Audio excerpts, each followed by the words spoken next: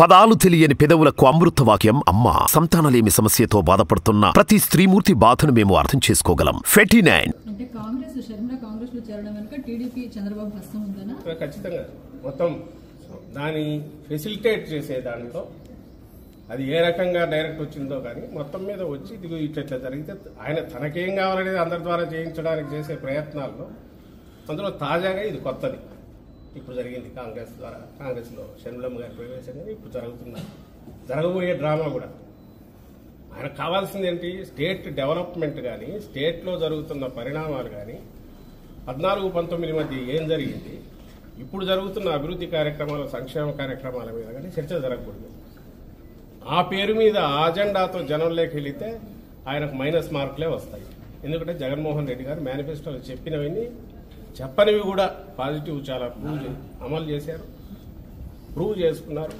ప్రజల బ్లెస్సింగ్స్ ఉన్నప్పుడు issues divert చేయాలంటే ఆయనకు ఎప్పుడు సంచలనాత్మకమైనవి, సంబంధం లేనివి, ప్రజలకు సంబంధం లేనివి ఎప్పటికప్పుడు ఏదో ఒకటి ఉండాలి. అవి అందులో క్రియేట్ చేయడంలో భాగంగానే ఇవన్నీ చేస్తూ వచ్చారు. ఇప్పుడు అందులో తాజాగా ఇది జరిగింది. మరి ఆ రోజు అదే కాంగ్రెస్ పార్టీ నుంచి ఆయన ఉన్నాడు, తర్వాత మంత్రిగా కూడా ఉన్నాడు. ఏమైంది ఆఖరికి? ఆ రోజే కాల అప్పుడు అధికారంలో కాంగ్రెస్ ఉంది, ప్రధాన ప్రతిపక్షం తెలుగుదేశం పార్టీ, మాదేమో అప్పుడే పుట్టిన వైఎస్ఆర్సీపీ అప్పుడే పుట్టిన పార్టీ. ఫ్యాన్ గుర్తు తెచ్చుకునే వేరే ఎలక్షన్లోకి వెళ్ళారు. రిజల్ట్ ఎందుకు చూశారు. ఈరోజు అసలు కాంగ్రెస్ పార్టీ లేదు. మీరు దాని గురించి మమ్మల్ని అడగడం, దానికి మేము సమాధానం ఏమి ఇవ్వగలం? దీంట్లో ఏదైనా కనపడితే చంద్రబాబు కుట్రకోణం కనిపిస్తుంది. ఆ రోజు నుంచి రాజశేఖర రెడ్డి గారి మరణం మీదే డౌట్స్ ఉన్నాయి కాంగ్రెస్ దానికి సంబంధించి. దాని తర్వాత వచ్చిన పరిణామాలలో జగన్మోహన్ రెడ్డి గారి మీద పెట్టిన తప్పుడు కేసుల్లో కానీ ఇటు టీడీపీ కాంగ్రెస్ కలిసే చేసాయి. అక్కడి నుంచి ఆ జర్నీలో కాంగ్రెస్తో ఇప్పుడు ఈయన తెర వెనుకో ఏదో ఒక రకంగా అయితే కాంటాక్ట్లో ఉంటున్నాడు.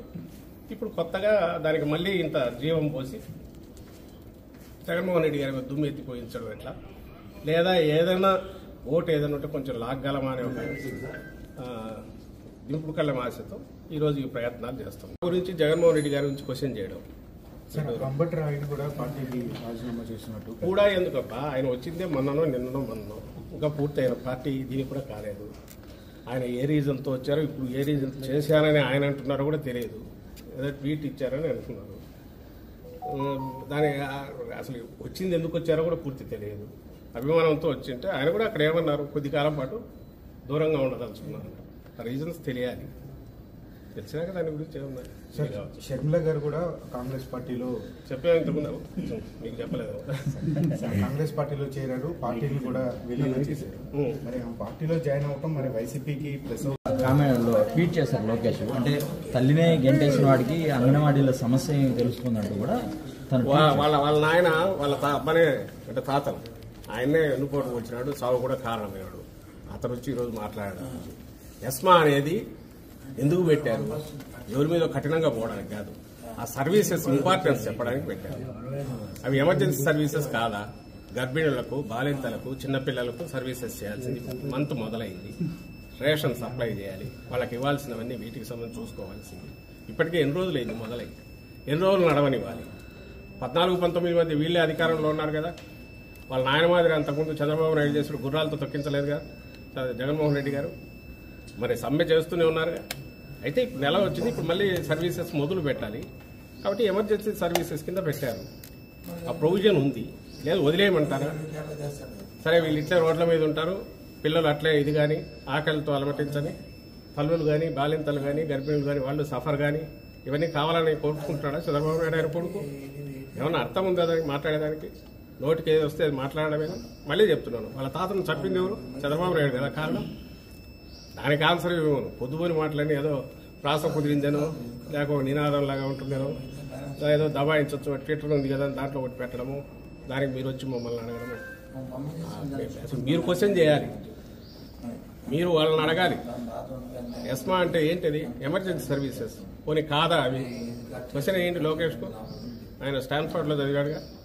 ఎమర్జెన్సీ సర్వీసెస్ కింద వస్తాయా రావా? నెల దాటింది, ఏం చేయాలి? ప్రకటించొద్దా? వదిలితే ఈయన ఒప్పుకుంటాడా? మళ్ళీ ఏమంటాడు? బాలింతల సంగతి ఏంది పట్టించుకొని ప్రభుత్వం అని అంటాడా అనడా? సో క్వశ్చన్ ఆయనే వస్తాడు, ఆన్సర్ ఆయనే ఇస్తాడు. రెండు ఏదైనా సరే, ఎందుకంటే అపోజిషన్లో ఉన్నాడు కాబట్టి. ప్రభుత్వంలో ఉన్నప్పుడు వాళ్ళు ఎట్లా వ్యవహరించారు, జగన్మోహన్ రెడ్డి గారు ఎట్లా వ్యవహరించారంటే తేడా తెలుస్తుంది.